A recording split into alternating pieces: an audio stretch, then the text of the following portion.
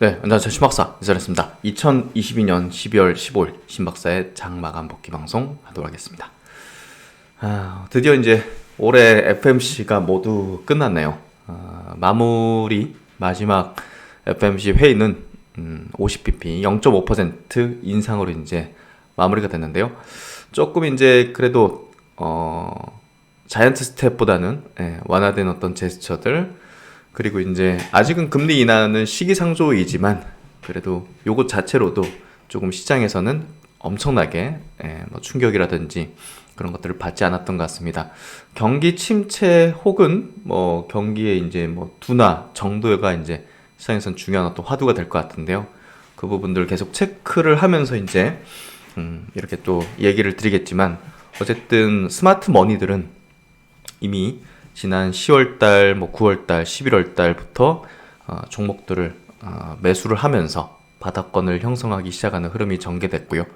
어쨌든 저는 파월 의장의 말을 전적으로 믿어서는 안 된다고 생각합니다. 결국은 후행성을 지니고 있고, 과거에 이제 물가에 대한 어떤 스탠스도 이제 후행적으로 밝혔고, 금리 인상도 이제 좀 늦어졌고, 결국은 피봇이라든지 조금 스탠스를 완전히 돌려 세우는 그런 것들 역시 돈보다는 느릴 거라고 생각합니다. 그러니까 수급보다는 느릴 수밖에 없다고 생각하기 때문에 결국은 메이저 수급들은 그런 이제 메이저 수급들의 이제 돈은 겁먹은 대중들을 좋아한다는 그걸 항상 꼭 상기하시면 좋을 것 같습니다. 지표로 보면 이제 내년에도 안 좋을 거라는 예상을 할 수밖에 없는 지표들긴 한데요. 결국은 선행적으로 움직이니까 6개월이든 8개월이든 선행적으로 움직이는 수급상으로는 이제 바닥을 형성했고, 또 이제 좋은 어떤 종목들은 그들의 어떤 가만히 속으로 지금 들어가고 있는 상황이 계속 연출이 되고 있습니다. 오늘 전체적으로 시장은 좀 빠졌는데요. 뭐 주요 이제 바이오 종목들은 좀 상승한 것들이 좀 많이 보이는데, 그게 이제 결국은 돈이 들어온다는 걸 확실히 보여준 거라고 생각이 되고요. 시장 정리해보면서 전략 한번 세워보도록 하죠. 지수 마감부터 해보겠습니다. 오늘 코스피 지수 1.6% 하락했고요. 코스피가 좀 빠졌네요.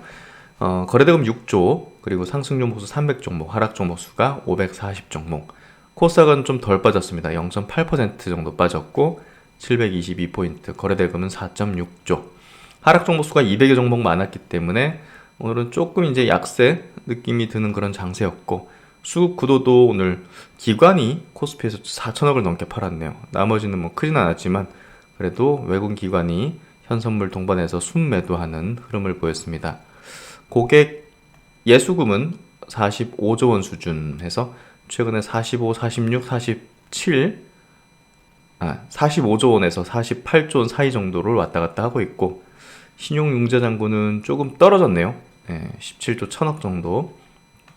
그리고 이제 해외 증시는 어제 나스닥 증시, 다우 그리고 S&P가 한 0.5% 내외 정도 약세였네요. 일단은 되돌려지는 흐름을 막판에 좀 보이면서 그나마 좀 방어적인 어떤 흐름이었던 것 같고, 오늘 아시아권 증시는 니케이가 0.3% 빠졌지만 양봉 전환됐고요. 홍콩은 1.7% 빠졌고, 대만하고 상해 증시는 뭐 보합 정도, 큰 등락은 없었습니다.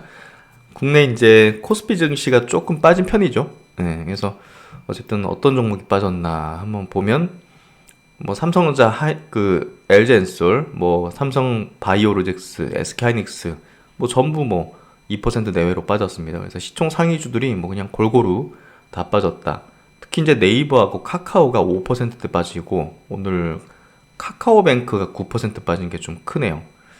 이런 부분들, 또 이제 2차전지 내에서 또 포스코 케미칼이 2.8% 빠졌으니 꽤나 좀 빠진 편인 것 같습니다. 오늘 시총 상위주들이 골고루 좀 그냥 빠지는 흐름이었고, 특정 업종이 안 좋았다 막 이런 부분까지는 아닌 것 같습니다.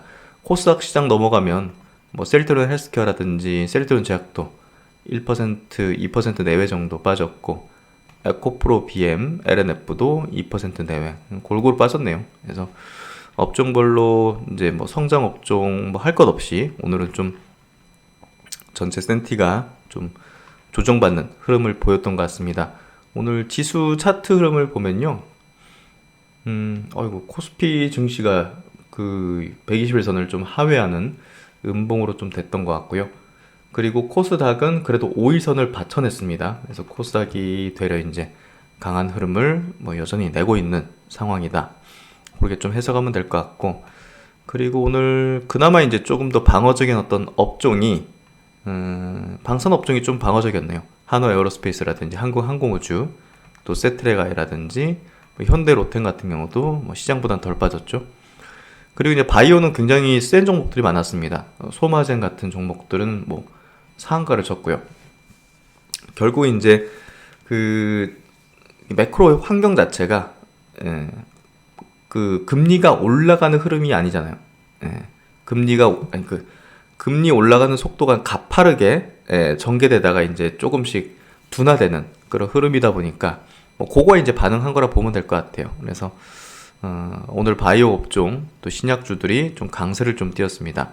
소마젠이라든지 뭐 딥노이드 이런 종목들, 뭐 엔젠바이오 이런 기업들도 플러스 흐름을 내어줬고, 보로노이 이제 의미 있었죠. 9% 넘게 상승했고, 루닛도 2% 상승, 툴젠이 8% 상승. 그래서 오늘 주요 뭐 좀 유망한 바이오주들 같은 경우는 시장하고 완전 별개로 움직였다. 마크로젠도 3% 상승, 바이젠셀, 뭐 네오이멘텍이라든지, 뭐 티움바이오 최근에 이제 바닥에서 세게 올라오죠. 또 파미셀이라든지 또 에스티펀 같은 경우는 R&D 최근에 이제 호재에 끼고 이런 어떤 플러스 수급을 계속 이어가고 있습니다. 그래서 전체적으로 이제 바이오 쪽의 분위기는 이제 돈이 들어온다는 걸 확인시켜주고 있고, SCM 생명과학도 바닥권에 대략 거래 터트리면서 수급 주체가 들어온다는 걸 확인시켜주고 있는 그런 부분입니다. 뭐 그렇다고 지금 뭐 강세로 막 시장이 바이오 강세장이 펼쳐진다 이런 거는 좀 어렵고요. 업종 지수 흐름을 보면 헬스케어 업종 지수도 보시면 일단은 기간 조정이 필요합니다. 장기 이평선이 위로 있기 때문에 그 물량을 소화하지 않고서는 갈 수가 없고, 코로나 때는 급진적으로 이제 소화를 할 수 있었던 유동성 폭발기였고, 2017년도는 소화하는데 기간이 좀 필요했죠. 기간이 필요했는데, 근데 이 오랜 기간이 또 필요한 건 아닐 수 있어요. 바이오는 또 어떤 트리거가 발생되면 급진적으로, 이때는 셀트리온의 트리거가 발생했죠. 셀트리온이 급등하기 시작하면서 헬스케어 상장을 앞두고서 바이오 분위기를 확 끌어올리는 흐름이 전개됐죠. 그래서 뭐 바이오 장세는 불이 붙듯이 펼쳐진다고 좀 표현하는 게 좀 적절할 것 같은데요. 거기에 이제 어떤 트리거가 또 발생이 되면 기름을 붓는 형식이 되어버리는 거죠. 그래서 바이오는 이런 구간에서는 계속 물량을 쓸어 담는 거고, 결국은 어느 정도의 기간 동안 이제 기간 조정이 될지는 알 수 없기 때문에 결국 가격적으로 이제 메리트가 높은 시점부터는 물량을 모으고 씨를 뿌리는 그런 전략들이 필요합니다. 그래서 최근에 이제 바이오 분위기가 2019년도에 바이오 분위기가 굉장히 흡사했고요. 또 이제 2017년에도 반도체 IT 종목들이 급등할 때 바이오 종목들은 막 그 바닥을 기었거든요. 그때랑 좀 흡사합니다. 그때 분위기를 이제 저는 2017년도 또 2019년도 바이오 분위기를 이제 기억을 하고 있기 때문에 최근이 그때의 분위기랑 굉장히 흡사했다는 거죠. 그래서 제가 바이오에 대한 강조를 많이 드렸던 거고, 기간 조정은 어떻게 될지는 얼마나 이제 조정을 받을까요? 이렇게 질문을 받으면 그건 저도 알 수가 없는 거잖아요. 근데 확실한 거는 지금은 일반 대중 투자자들이 들고 있는 바이오 주식들이 스마트 머니 쪽으로 넘어가고 있는 지점이라는 거는 확실합니다. 그건 100%죠. 그래서 바이오 주식 물린 종목들 많으실 테지만 단 한 주도 팔아서는 안 된다는 얘기를 드리는 게, 결국은 지금부터의 구간은 개인 투자자의 심리는 매우 약해지지만 메이저 또 스마트 머니의 입장에서는 어떻게든 공포를 연출하면서 또 급등락을 연출하면서 그들의 물량을 되도록 많이 빼앗아 가려는 액션들이, 뭐 루머를 터트리든 막 갑자기 별거 아닌 거 가지고서 막 20% 급락을 시키든 이런 것들이 빈번하게 나타나는 그런 구간이라는 거죠. 그게 2019년에도 나타났었고 2017년에도 나타났었다는 거죠. 그래서 그런 부분을 이제 기억을 한다면 지금은 바이오주들에 대해서는 매도를 한다는 시각을 가지는 것은 굉장히 비합리적이다. 그렇게 좀 이야기할 수 있을 것 같고요. 그래서 돈이 들어오는 게 확실히 좀 보여지는 섹터가 지금 바이오 섹터다. 요거는 확실한 것 같습니다. 그래서 이렇게 보시면 될 것 같고, 그래서 오늘 뭐 종목들이 지금 보시면 다 빠져가지고 뭐 특별하게 이제 뭐 설명할 것들이 좀 없는 것 같아요. 예. 그래서 오늘 외국인 기관 뭐 동시 수급 쪽 보면 오늘 뭐 수급 워낙 안 좋았기 때문에 이쪽에서도 뭐 도드라진 흐름이 좀 나올 것 같지는 않은데, 어쨌든 오늘 뭐 200억, 100억 정도 순매수가 뭐 상위에 있네요. 한국항공우주, 한화에어로스페이스. 그래서 이런 방산 우주항공, 예, 이쪽이 모멘텀이 살아있다는 거죠. 지금 보시면 한화에어로스페이스가 지금 저점을 계속 높이고 있잖아요. 최근에 조정받긴 했지만 안 죽었다는 거예요. 여기 이제 보시면 121선 지지를 받잖아요. 그래서 저점을 계속 높이고 있기 때문에 이게 이제 삼각 수렴이잖아요, 지금. 그러니까 방향성을 탐색하는 측인데 연말에 방향성을 내기는 부담스럽고 연초에 방향성을 낼 공사는 좀 있어 보이죠. 한국항공우주도 어떻게 보면 뭐 삼각 수렴을 보이고 있네요. 그만큼 또 방향성을 좀 모색하는 흐름. 풍산 같은 것도 이제 방산주로 좀 엮이죠. 탄약이라든지. 그래서 요것도 장기 평선 부근에 돌파 트라이를 하는 모습들. LG 넥슨도 장기 평선 지지받고 다시 또 중기 평선까지 올라오잖아요. 죽지 않겠다는 거죠. 추세가 살아있다는 걸 보여주는 그런 패턴입니다. 그래서 오늘 방산 쪽이 수급이 좀 좋았던 흐름이었던 것 같고요. 또 코스닥에서는 HFR 요거 5G 어떻게 보면 대장주죠. 이게 오늘 4%한 100억 가까이 순매수 들어왔고, 대한광통신, 서진시스템 뭐 다 5G 종목이죠. 그래서 5G 종목들이 오늘 강한 기조의 흐름을 보였다. 그리고 이제 루닉 같은 거 바이오 종목들이 조금 수급이 들어온 흐름들, SPG 같은 또 로봇주들, 로봇주도 이제 연초에는 또 움직임의 가능성이 있죠. 그래서 CS라든지 이런 것들이 있기 때문에 또 구도가 나쁘지는 않은 것 같습니다. 그래서 오늘 종목별 흐름들 요랬고요. 일단은 뭐 바이오 섹터의 종목군들, 방산 업종의 종목들이 조금 강세를 띄었고, 매크로 변수에 따라서 시장의 변동성이 크지 않다는 것은 연말에는 그냥 그럭저럭 이렇게 움직여 갈 것으로 보여지고요. 연초부터 강할 수 있는 업종이 현재 좀 바이오라든지 또 2차전지 충분히 조정을 좀 가격을 세게 조정을 받으면 연초에 또 강하게 움직일 수도 있겠죠. 그래서 그렇게 좀 보면 될 것 같습니다. 이슈 체크 쪽에서는 바이오 종목들 많이 좀 짚어보도록 하죠.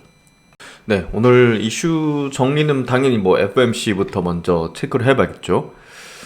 일단은 뭐 FMC 결과가 증시에 미치는 어떤 변동성은 좀 크지 않았던 걸로 이제 나왔죠. 그래서 어떤 이유인가 한번 좀 체크해보도록 하겠습니다.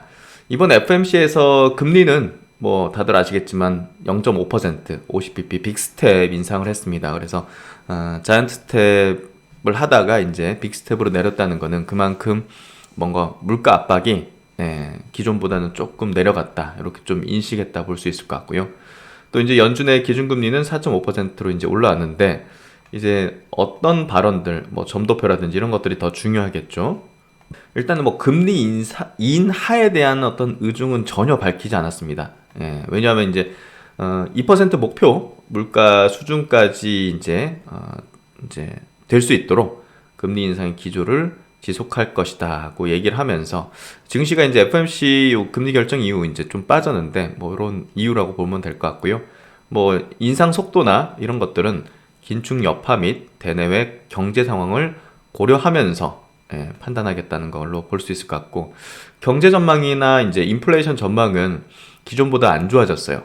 그만큼 경제 상황이 좀 좋진 않게 좀 흘러가고 있다는 거죠. 그래서 펀더멘털 전망은 9월 FOMC 대비 약화됐다. 뭐 GDP나 실업률이 기존보다 좀 안 좋게, 뭐 GDP는 좀 내려가는 거, 그리고 실업률은 좀 올라가는 걸로 전망치가 좀 바뀌었고, 23년 인플레이션에 대한 부분도 좀 상향 조정됐다. 2.8에서 3.1%로. 그래서 이 부분이 시장이 다소 좀 우려했던 이제 점도표 자체가 내년 이제 기준금리 수준을 5.25%, 5% 넘는 수준으로 예상하게 했다는 부분이 조금 부담을 줬던 것 같은데요. 이 전도표 공개 이후 이제 시장은 하방에 대한 압력을 확대하면서 좀 이제 빠졌지만 파월 의장의 인터뷰 기점으로는 다시 또 회복을 했어요. 파월 의장의 인터뷰 이후 시장은 낙폭을 일정 부분 회복했다. 파월 의장이 기존 금리 인상 기조를 유지하였지만 경제 연착륙 가능성을 높게 평가한 점에 기인한다. 이제 급하게 막 침체 이런 것들이 아니라 점진적인 어떤 연착륙을 좀 할 것이다고 좀 얘기를 한 게 영향을 받고요. 어쨌든 뭐 금리 인하 가능성에 대해서는 집중하지 않고 있다. 목표치, 인플레 목표치 2% 수렴이 여전히 중요하다. 그래서 그 부분을 결국은 중요한 향후 과제라고 이제 이야기를 하고 있고, 일단은 파월 의장은 강한 침체 가능성에 대해서는 제한적이다. 물론 연착륙 가능성이 과거 대비 크게 높지는 않지만 노동시장이 견조한 점, 또 성장률은 여전히 플러스인 점을 강조하면서, 미국이 워낙 좋잖아요 지금. 그 부분이 이렇게 좀 영향을 주고 이제 발언을, 성명서의 어떤 기조를 이렇게 좀 말해준 것 같습니다. 그래서 지금 시장은 경기 침체 같은 것들에 대해서 굉장히 좀 민감하게 반응하겠죠 이제. 금리나 물가는 조금 이제 소강 국면으로 좀 넘어가는, 시장에 미치는 어떤 영향도, 민감도가 좀 낮아지는 흐름으로 가는 것 같고, 이제는 경기 침체 정도가 얼마나 될 것이냐, 얼마나 길 것이냐, 예상했던 수준 정도를 넘어갈 것이냐, 그 부분으로 넘어갈 될 것 같고요. 뭐 그럼에도 불구하고 이익의 흐름이 좋을 수 있는, 또 성장을 지속할 수 있는 그런 업종은 오히려 최근에 매크로 단으로 낙폭을 보였지만 빠른 회복 내지는 가장 먼저 그 시세가 이제 추세 전환 내지는 상승세로 갈 걸로 보이는데요.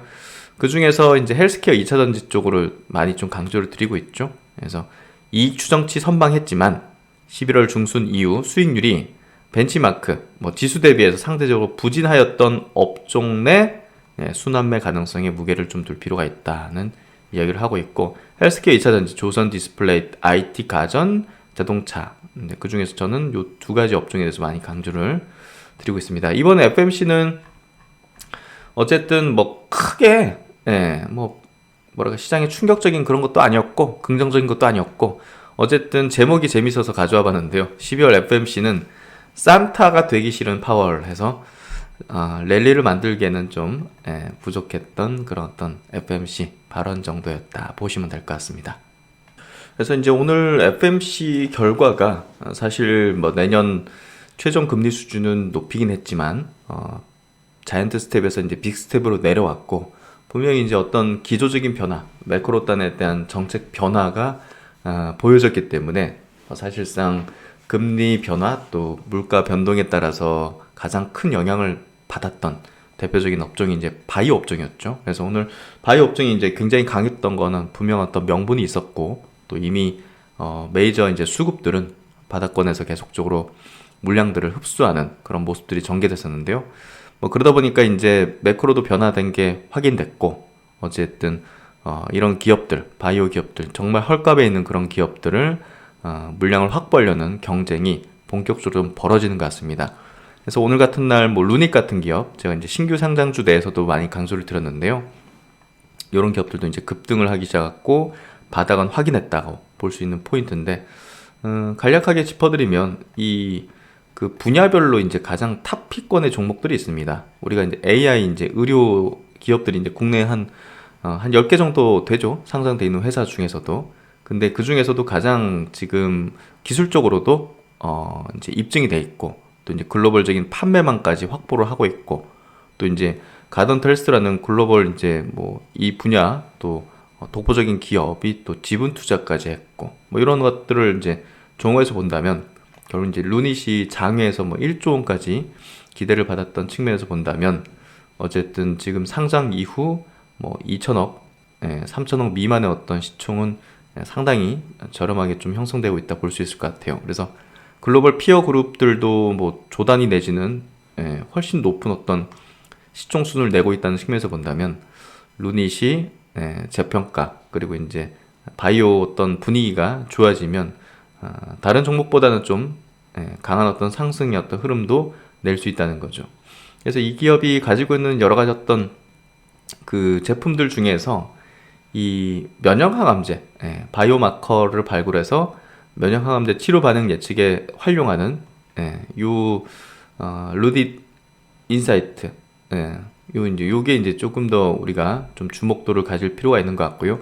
계속적으로 이제 학회에서도 아스코라든지 에스모라든지 SITC 같은 항암 이제 뭐 유명한 학회 이런 데서도 공개하면서 결과를 이제 연구 활동 및 연구 결과를 공개하면서 국내 업체 중 가장 많은 초록을 발표했다는 거죠. 그래서 결국은 이제 매출액도 이제 아직은 뭐 큰 흐름은 아니지만 계속적으로 이제 나올 수 있는 파트너십 계약들이 이제 있기 때문에 루닛 시대에서는 보다 더 우리가 중요한 어떤 관심을 가질 필요가 있을 것 같습니다.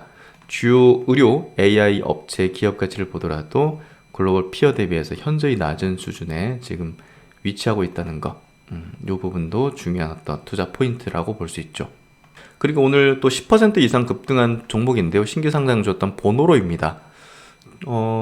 오늘 리포팅 나온 거네요. 한국투자증권 모든 것을 뚫는 창이다 해서 이 기업은 GDC라는 우리가 이제 그 암이라는 게 이제 세포가 결국 이제 돌연변이를 일으키는 건데 어떤 돌연변이인지를 아직 정확하게 규명하지 못하고 있죠. 예, 그게 이제 모든 우리 사람마다 각자가 암이 걸린 사람들도요, 다 돌연변이가 달라가지고 그걸 어떤 약을 써야 될지를 정확하게 우리가 좀 어렵습니다. 그냥 판가름하기가. 그래서 그런 것들에 있어서 기초부터 어떤 돌연변이가 규명된 거를 타겟팅해서 이제 설계해가지고 만드는 약이 이제 보로노이가 주로 이제 만드는 그런 약이라고 보시면 될 것 같은데요. GDC 분야라고 하죠.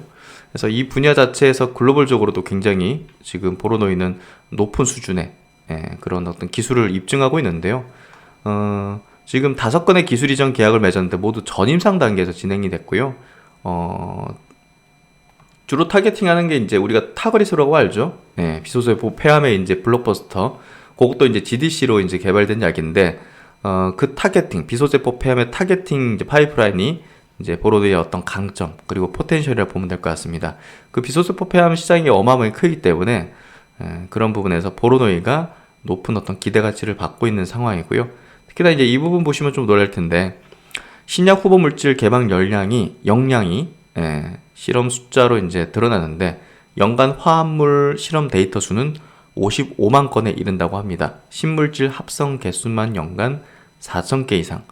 단순 계산으로 일주일에 80개 가까운 시험 후보 물질을 합성하고 있다고 하고요. 뭐 이런 것들은 이제 정말 그 블록버스터 가능성이 높은 그런 약을 만들어내는 확률을 높이는 것들이죠. 그래서 이 기업이 갖고 있는 잠재력은 상당히 높은 수준이라고 볼 수 있는데요. 그래서 지금 파이프라인 현황은 이렇게 좀 되고 있습니다. 그래서 대부분 상당히 높은 그 시장 규모를 갖고 있는 적응증들, 이제 암종 타겟으로 이렇게 하고 있고 계약 규모 또 아직은 이제 임상 단계가 다 일상 단계 내지는 전임상인데요. 이 기업은 3상까지 갈 필요 없이 2상 단계에서 승인 절차를 낼 수 있기 때문에 신속 승인 가능성이 높다는 것도 이 파이프라인에 대해서 높은 가치를 매겨줄 수 있는 그런 어떤 이유라고 보시면 될 것 같습니다. 결국 이제 보로노이의 개발 역량은 항암 치료제에 집중이 돼 있다 해서 21년 암 전체 시장이 200조 규모, 동사가 집중하고 있는 파이프라인 유방암 그리고 폐암 이쪽이 70조 시장 규모라고 합니다. 이는 전체 암 시장 규모에서 30% 수준이고요. 특히나 폐암은 아까도 말씀드렸지만 단일 암종으로는 사망률 1위에 이르는 만큼 시장의 관심도가 상당히 높은 분야고 그만큼 시장의 규모가 큰 거죠. 사망률이 높다는 건 그만큼 약을 많이 써야 되고 그리고 더 좋은 약을 만들어내야만 하는 어떤 시장이라고 볼 수가 있겠죠. 그래서 어쨌든 이 보로노의 어떤 잠재력은 상당히 높은 기업이다 이렇게 좀 보면 될 것 같습니다. 그리고 이제 알테오젠인데요. 알테오젠 같은 경우도 지금 이제 국내 임상 1상 탑라인 공개를 하면서 이제 제품 이름 테르가죠. 일단 우수한 안정성을 확인했고, 요게 이제 SC 제형 결국은 이제 이 피하 주사제로 바꾸는 거죠. 그 정맥 주사를. 그래서 결국은 그 일상만으로도 바이오 베터 제품이기 때문에 일상만으로도 허가 신청이 가능할 수 있다는 측면이 장점이라고 보시면 될 것 같습니다. 그래서 식약처로부터 임상 2, 3상은 면제, 임상 1상만으로 허가 신청 가능하도록 승인받았기 때문에 23년 1분기 국내 허가 신청 및 연내 출시되어 23년 판매 개시 예정이다. 제품 매출, 현금 흐름이 이제 발생할 수 있다는 거죠. 그래서 동물 유래 대비 임상 투여 용량이 20배, 할로자임 대비해서 4배 더 많이 투여를 해도 더 낮은 주사 부위의 부작용을 보였다는 거죠. 그래서 안정성이 더 우수하기 때문에 경쟁력을 갖고 있다를 얘기하고 있을 수 있고, 또 국내 이제 식약처에서 이렇게 또 좋은 어떤 확인이 되고 또 승인이 된다면 중국 또는 또 글로벌 시장 진출 전 임상 단계가 2, 3상 면제될 수 있는 좋은 국내 사례를 남겼다는 점도 중요해 보입니다. 더 중요한 건 요거죠. 키트루다 이제 SC 제형으로 이제 개발하고 있는 요 부분이 중요할 텐데요. 일단 지난 10월에 임상 3상이 신청돼서 내년 상반기 첫 환자 투약이 이뤄질 것으로 추정이 되기 때문에, 그렇게 되면 당연히 이제 마일스톤 유입이 되겠죠. 그래서 내년 상반기 마일스톤 유입이 기대가 된다. 내년 상반기쯤 키트루다 SC의 임상 3상이 종료될 경우에는 추가적인 마일스톤도 유입되고, 뭐 마일스톤 유입되는 것보다는 사실 3상으로 진행되는 게 중요하겠죠. 어쨌든 뭐 물질 이전 계약 체결된 빅파마들과 결렬 없이 협의가 진행되고는 있지만 올해 연내로 추가 계약 체결 목표로는 아직 이어지지 못해서 좀 아쉽다. 이게 사실 좀 그 주가가 좀 올라가지 못했던 이유가 아니었을까 싶은데요. 뭐 그럼에도 불구하고 뭐 잘못되거나 이런 건 없죠. 그래서 악성 루머가 있긴 했지만 지금 바닥권에서 물량을 뺏고자 하는 측의 액션이 아니겠는가 생각이 좀 되는데요. 어쨌든 알테오젠도 계속 우리가 중요하게 봐야 될 그런 바이오 종목이라 볼 수 있을 것 같습니다. 그리고 이제 최근에 화두였던 바이오 종목이죠. ABL 바이오인데요. 어쨌든 그 FDA에서 그 이제 보안 요청에 따라 가지고 임상 설계를 좀 수정하는 그 용량 부분을 하는 부분은 이게 악재 측면은 아니죠. 오히려 이제 FDA가 이제 생각하는 그런 어떤 구도를 이제 더 정확히 알고 그걸 반영해 가지고 임상을 진행하는 이제 부분 승인을 뜻한다, 이렇게 좀 이베스트 투자증권이죠. 이베스트 투자증권 리포팅에서 이제 얘기를 하고 있는데요. 결국 이제 사람하고 가장 흡수한 원숭이 쪽에 이제 이제 전임상이 이제 중요하겠죠, 당연히. 근데 여기서 보시면 주 1회 100mg 킬로그램당 100mg 이제 진행을 했었는데, 이제 비임상 쪽에서 G 쪽은 이제 200mg 했고, 근데 이제 충분한 사람 대상의 임상 대비 충분한 고용량이 아니었다는 판단하에 추가적인 고용량 비임상 데이터가 필요하다. 그래서 어쨌든 요 이제 고용량의 원숭이 실험의 데이터를 이제 추가적으로 좀 하게 될 것이고, 그런 부분들이 이제 검증을 하는 부분이 될 것이다. 그래서 이제 기대를 하는 거죠. 그래서 저용량 대상으로 IND 승인을 성공적으로 받은 것이며, 고용량은 저용량 임상 데이터 플러스 비임상 데이터 업데이트를 통해 증대 가능할 것이라고 기대를 해볼 수 있다. 일단 사노피가 지금 ABL 바이오에 이제 파이프라인을 이제 가져갔는데요. 정말 선택과 집중 측면에서 사노피는 지금 요 이제 파킨슨병, 그리고 뭐 루게릭병 같은 또 이제 뇌질환 쪽으로 이제 굉장히 집중하고 있습니다. 그래서 다른 기업들과도 이제 많이 기술 도입 내지는 어떤 계약을 맺고 있는데요. 어쨌든 단일 타겟만으로 뇌질환에서 좋은 효능을 내기가 좀 어렵다고 판단했던 것 같고, 그래서 이제 디날리라든지 ABL바 같은 또 기업을 선택했던 걸로 볼 수 있을 것 같습니다.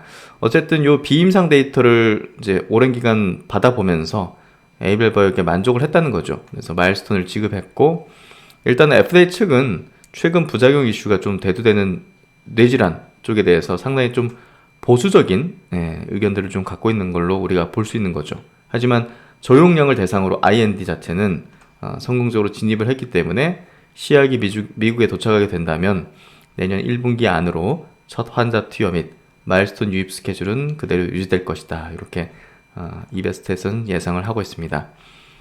그래서 ABL 바이오에 대해서는 뭐 큰 걱정을 하진 않아도 될 것 같고요. 그만큼 최근에 이제 알츠하이머 쪽에서도 이제 뭐 사망자 나오고 임상하다가 그런 것들에 좀 그 FDA가 조금 보수적인 그런 그 설계를 좀 요구했던 것 같습니다. 어쨌든 검증되면 되는 부분이고 또 뭔가 큰 문제가 발생해서 임상을 하지 못하는 그런 흐름은 아니기 때문에 걱정할 필요까지 없을 것 같고요. 어쨌든 최근에 이제 이 내용으로 주가가 좀 조정을 세게 받았죠. 24,000~25,000원 정도 하는 주가가 22,000원 정도로 내려앉았는데요. 뭐 그럼에도 불구하고 중기 이평선 뭐 60일 내지는 또 120일선 하이에서 또 이제 제한적인 하락을 이제 거쳤기 때문에 뭐 센티가 좋아진 지금과 같은 바이오 흐름 속에서는 좋은 기회가 되지 않겠는가 생각이 됩니다. 그래서 이제 이렇게 좀 오늘 장 정리 또 종목들 체크까지 한번 해봤는데요. 지금부터는 이제 여러 가지 지표 단으로는 좀 좋진 않게 나올 겁니다. 그래서 그걸 지금 현재 시점에서 분석하는 그런 내용들은 사실 좀 좋지 않은 내용들, 또 경기 침체 우려 이런 것들이 좀 많이 있을 것 같은데요. 그런 가운데서도 사실 우리가 또 구조적인 성장, 또 실적 성장, 또 모멘텀적으로 워낙 이제 조정을 받았기 때문에 움직일 수밖에 없는 그런 시점으로 모아지는 그런 섹터, 이런 종목군들에 대해서는 부담을 느낄 필요는 없을 것 같아요. 그래서 최근에 증시 흐름 자체가 큰 파고는 좀 지나가는 그런 흐름 속에서 결국 매크로였던 이슈들이 뭔가 불확실성을 야기했던 올해 내내 그런 불안감이라든지 약간 투매를 연출했던 그런 것들은 어느 정도 좀 지나갔다, 이렇게 좀 생각이 됩니다. 겁먹은 대중들을 좋아하는 이 스마트 머니에게 잡아먹히지 않아야 될 거라고 생각하고요. 여러분들은 반드시 2023년을 위한 전략적인 전략들을, 합리적인 전략들을 가지고서 자신감 있게 23년을 맞이해야 된다고 생각합니다. 뭐 그런 과정을 같이 동행하도록 하겠습니다. 오늘 눈이 좀 많이 오네요. 날씨가 엄청 추운데 다들 퇴근길 조심히 퇴근하시고 시마산 또 열심히 분석해서 내일 뵙도록 하겠습니다. 편안한 저녁 시간 되십시오. 감사합니다.